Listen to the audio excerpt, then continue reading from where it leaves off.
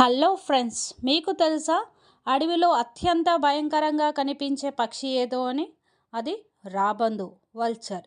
చూడడానికి బట్టతల, పెద్ద రెక్కలు, పదునైన ముక్కు చూసి చాలామంది భయపడతారు.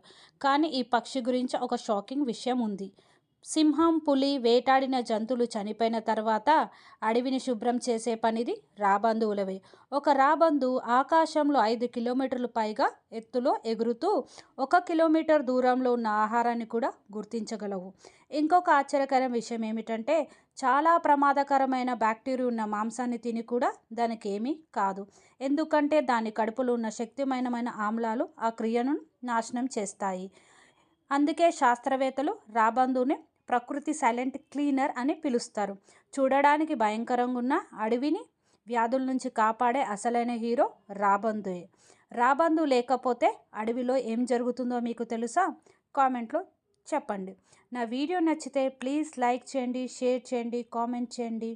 Thank you. మీరు ఇచ్చే సపోర్ట్ వాల్యూ నాకు చాలా వాల్యుబుల్ అండి. Thank you for watching.